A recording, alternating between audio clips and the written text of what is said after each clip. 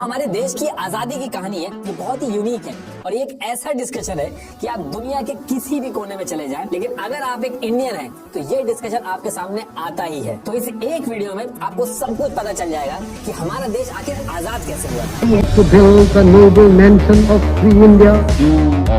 तुम मुझे खून दो, मैं तुम्हें आजादी दूंगा।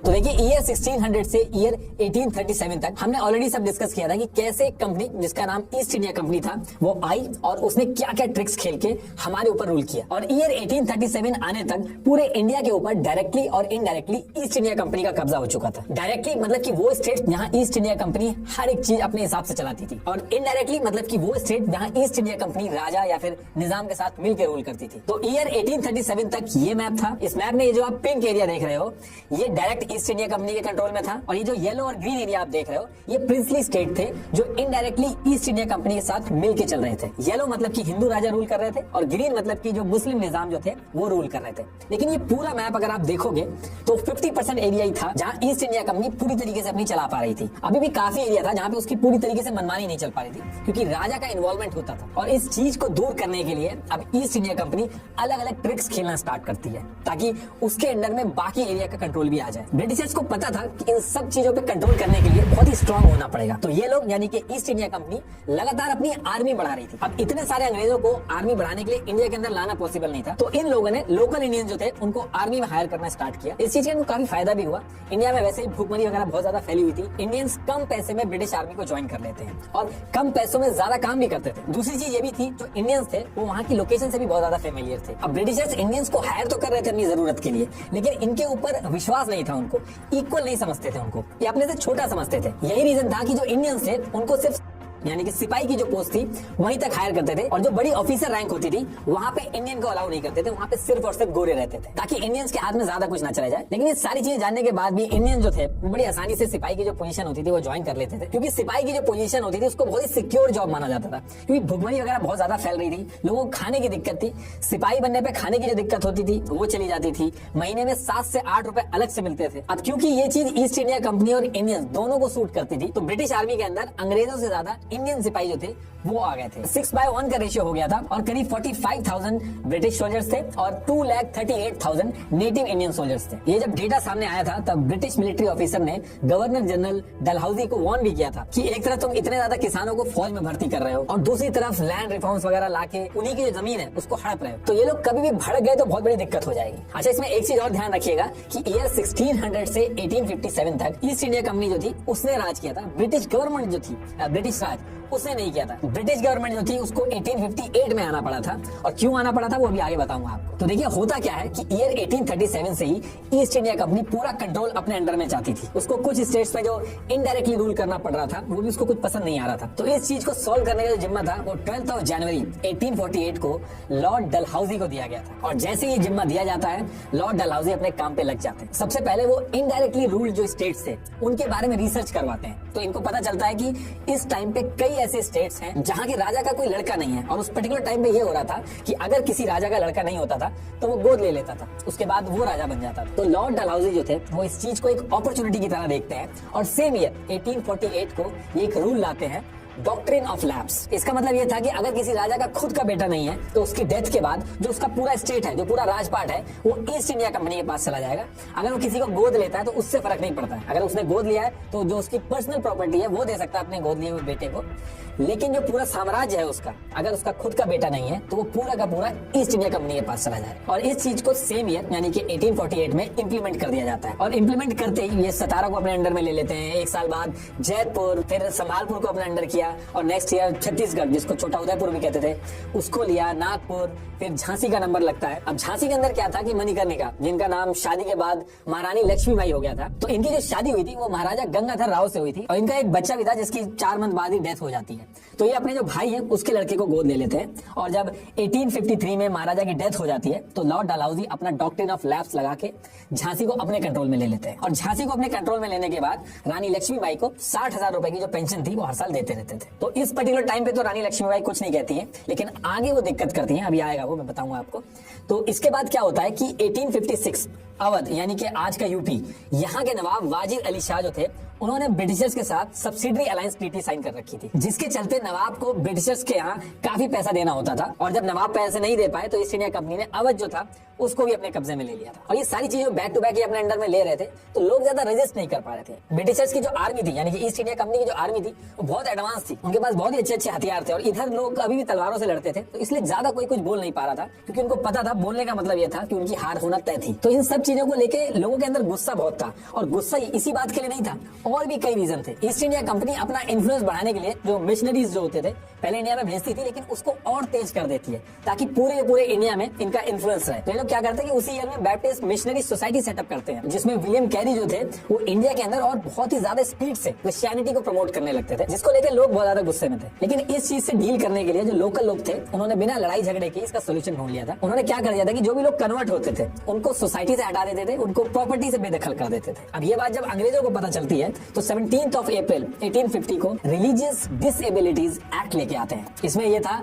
कि अगर कोई कन्वर्ट होगा तो वो अपने एंसेस्टर की प्रॉपर्टी का पूरा हकदार होगा। अब इसके खिलाफ भी लोगों ने आवाज उठाई, लेकिन कुछ होता नहीं है। और यहाँ भी ब्रिटिशर जो थे वो रुकते नहीं है। इसके 6 साल बाद, यानी कि ईयर 1856 में हिंदू विडो रीमैरिज एक्ट 1856 लेके आए, और फिर सेम ईयर में जनरल सर्विस एनलिस्टमेंट एक्ट लेके आए। हिंदू विडो एक्ट में यह था कि जो विधवा थी, जिनकी शादी होना बैन थी, उसको अंग्रेज कहते हैं कि अब शादी कराई जा सकती है, और उनका जो प्रॉपर्टी पे हक है वो भी उनको दिया जाएगा। जनरल सर्विस एनलिस्टमेंट एक्ट में यह था कि सिपाहियों को दूसरे देश भी भेजा जा सकता है। अब ये दोनों चीजों से जो लोकल लोग थे उनको दिक्कत थी। पहली चीज ये थी कि जो इनकी रीति रिवाज है उसमें इंटरफेयर कर रहे हैं। दूसरी चीज इनके ट्रेडिशन में था कि जो भी समुद्र पार कर लेता है उसको ये लोग कहते थे कि वो अछूत हो जाता था। तो इस एक्ट से वो लोग भी गुस्सा हो गए थे, और सिपाही भी गुस्सा हो गए थे, क्योंकि जब ये दूसरी कंट्री में जाते थे और वापस आते थे तो जो इनकी सोसाइटी होती थी, जो इनकी लोकेलिटी होती थी, उसमें लोग इनको एक्सेप्ट नहीं करते थे। इसी के साथ साथ बहुत ही कम सालों के अंदर 12 बार भुखमरी तक फैल गई थी पूरे इंडिया के अंदर। तो लोग बहुत ज्यादा गुस्से में थे अंग्रेजों के खिलाफ। लेकिन इसके बाद एक ऐसा इंसिडेंट होता है कि अंग्रेजों की नींद उड़ जाती है और बहुत बड़ा डैमेज होता है। तो होता क्या है कि ब्रिटिशर जो थे वो पुरानी ब्राउन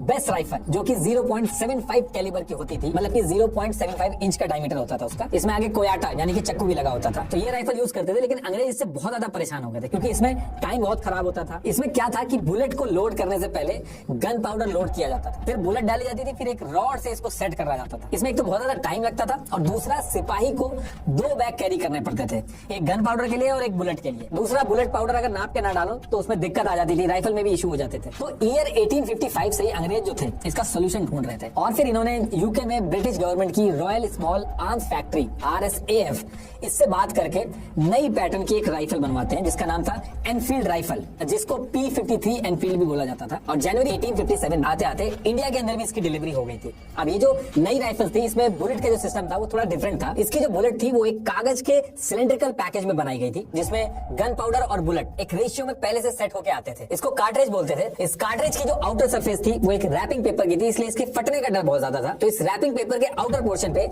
एनिमल फैट से ग्रीस किया जाता था, ताकि ये फटे ना, और मॉइस्चर और बारिश वगैरह हो तो उसमें खराब ना हो। अब होता क्या है कि सेम मंथ में, यानी कि जनवरी 1857 में, एक एरिया है दमदम, नॉर्थ कैलकाटा से करीब 8 किलोमीटर की दूरी पे है। वहां पे एक ब्राह्मण सिपाही जो था वो लोटे में पानी लेके जा रहा था, और उस पर्टिकुलर टाइम पे जो कास्टिज्म था वो बहुत ज्यादा था सोसाइटी के अंदर। तो रास्ते में जब ये ब्राह्मण सिपाही जा रहा था तो इनको रास्ते में खलासी मिलता है, वो रास्ते में इनसे पानी मांग लेता है, और उस टाइम पे ये मानते थे कि ये छोटी कास्ट का है, अगर पानी दे दिया तो वापस पूरा लोटा धोना पड़ेगा। तो जो ब्राह्मण था वो कहता है कि मैं तुम्हें पानी नहीं दे सकता, क्योंकि अगर मैं पानी दूंगा तो फिर मुझे धोना पड़ेगा लोटा, और धोने के लिए मुझे बहुत दूर जाना पड़ेगा, तो इसलिए वो मना कर देता। तो इस चीज पे खलासी थोड़ा सा गुस्सा होता है और कहता है कि जितने भी नखरे हैं आपके वो हमारे सामने ही निकलते हैं। उधर जब ब्रिटिशर्स के साथ आप जब काम करने जाते हो तो वहां पे आप बड़ी आसानी से अपना धर्म जो है उसको भ्रष्ट कर लेते हो। वहां पे जाके गाय और सुअर की जो चर्बी वाली गोलियां होती है उसको मुंह में बड़े आराम से डाल के आप चलाते हो, तब आपका धर्म कहाँ चला जाता है। अब ब्राह्मण जो था ये लाइनें सुन के बहुत टेंशन में आ जाता है। ये जो कार्ट्रिज थी, कार्ट्रिज मतलब गोली को ही मैं कार्ट्रिज बोल रहा हूँ, तो ये जो कार्ट्रिज थी, ये दमदम जो जगह थी वहां पे इसकी मैन्युफैक्चरिंग हो रही थी, और खलासी भी इसी एरिया से था।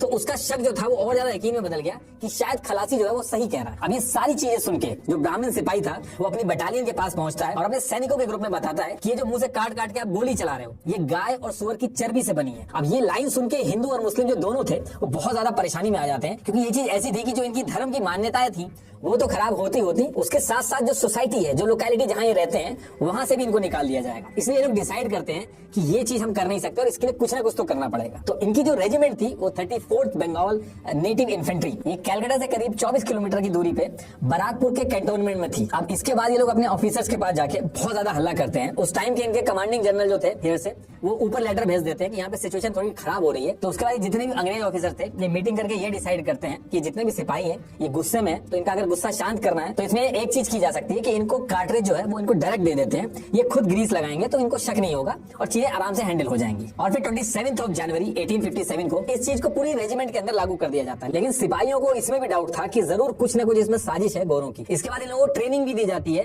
कि कैसे ग्रीस लगानी है और किस तरीके से यूज करना है। लेकिन उसके बाद भी ये जो सिपाही थे ये मानते नहीं है। वो कहते हैं कि ये जो कार्ट्रिज के ऊपर कागज लगा हुआ है ये भी अलग तरीके से शाइन कर रहा है। और कुछ लोगों ने उसको जला के भी देखा और ये कहा कि इसमें स्मेल आ रही है। तो उनका शक था कि अभी भी इसमें ये जो कागज है इसमें भी ये चर्बी मिला के दे रहे हैं। और जब ये सारी चीजें होने लगी तो ब्रिटिशर्स ने कहा कि एक काम आप ये कर सकते हैं कि इसको आप हाथ से तोड़ लीजिए, मुंह से मत तोड़िए। तो उसके बाद भी लोग कहते हैं कि हमारी आदत नहीं है तो हम इसको छू नहीं सकते। एक्चुअली जो सिपाही थे उनको अंग्रेजों के ऊपर बिल्कुल भी विश्वास नहीं था। उनको ऐसा लग रहा था कि ऑलरेडी हम लोगों को कन्वर्ट करने के पीछे लगे हुए इतने सालों से, और अगर हम इनकी बात मान मिले तो भी हमें समाज से निकाल दिया जाएगा। इसलिए वो डिसाइड करते हैं कि इसके खिलाफ हम लोग आवाज उठाएंगे। अब इसके बाद डेट आती है 29 मार्च 1857 और लेफ्टिनेंट बॉग जो थे वो 34th बंगाल नेटिव इन्फेंट्री जो थी उसकी तरफ काम से जा रहे थे। लेकिन वहां पे क्या होता है कि सेम जो इन्फेंट्री थी उसमें एक अकेला सिपाही जिसका नाम मंगल पांडे था, वो लेफ्ट राइट मार्च कर रहा था और अपने साथियों से कह रहा था कि आगे आओ, ये तुम्हारे धर्म की बात है और अभी नहीं अगर जगोगे तो कभी नहीं जगोगे। तो उस टाइम पे कोई भी इनके साथ आता नहीं है। तो उसके बाद मंगल पांडे कहते हैं कि अब अगर कोई भी अंग्रेज मुझे दिख गया तो उसको मैं तुरंत गोली मार दूंगा। और उसी टाइम पे लेफ्टिनेंट बॉग जो थे वो इसी तरफ आ रहे थे। मंगल पांडे की नजर जैसी लेफ्टिनेंट बॉग पे पड़ती है वो तुरंत गोली चला देते हैं। गोली जाके उनके घोड़े को लग जाती है और लेफ्टिनेंट बॉग जो थे वो नीचे गिर जाते हैं। गिरने के बाद लेफ्टिनेंट बॉग भी मंगल पांडे के ऊपर गोली चला देते हैं और फिर मंगल पांडे तलवार निकालते हैं और गले और हाथ दोनों पे तलवार चला देते हैं। फिर उसके बाद और भी ऑफिसर्स आसपास आ जाते हैं। वो बाकी जो बटालियन थी, जो इंडियन सिपाही थे, उनको कहते हैं कि जाके मंगल पांडे को पकड़ो, लेकिन कोई आगे नहीं बढ़ता है। उसके बाद वो धमकी देते हैं कि अगर कोई आगे नहीं बढ़ा और जाके मंगल पांडे को नहीं पकड़ा तो उस पर गोली चला देंगे। उसी टाइम पे मंगल पांडे को जैसे ही लगता है कि वो पकड़े जाने वाले हैं वो अपने ऊपर भी गोली चलाने की कोशिश करते हैं, लेकिन वो जो गोली थी वो मिस हो जाती है। और वे सिपाही जो थे वो मंगल पांडे को पकड़ लेते हैं। पहले उनको हॉस्पिटल ले जाया जाता है और उसके बाद उनको जेल ले जाया जाता है। और फिर आगे चल के 8 अप्रैल 1857 को मंगल पांडे को फांसी की सजा सुना दी जाती है। मंगल पांडे इंडिया के पहले शहीद थे जिन्होंने अंग्रेजों पे अकेले अटैक कर दिया था। लेकिन ब्रिटिशर इसको अटैक नहीं मानते। वो कहते हैं कि मंगल पांडे नाम का एक सिपाही था, उसने भांग ज्यादा खा ली थी इसलिए ऐसा किया। और क्योंकि जो इंडियन सिपाही थे उन्होंने जो अंग्रेज थे उनके ऑर्डर नहीं माने थे मंगल पांडे को पकड़ने के लिए, तो ये जो सिपाही थी पूरी बटालियन जो थी इसके ऊपर भी केस चलता है। पूरी की पूरी 34th बंगाल नेटिव इन्फेंट्री जो थी उसको हटा दिया जाता है। देखिए मंगल पांडे की तरह और भी बहुत सारे फ्रीडम फाइटर्स ने इंडिया की फ्रीडम के लिए अपनी लाइफ सेक्रीफाइस की। जैसे सुभाष चंद्र बोस की आईएनए का कंट्रीब्यूशन इस स्ट्रगल में काफी बड़ा रहा।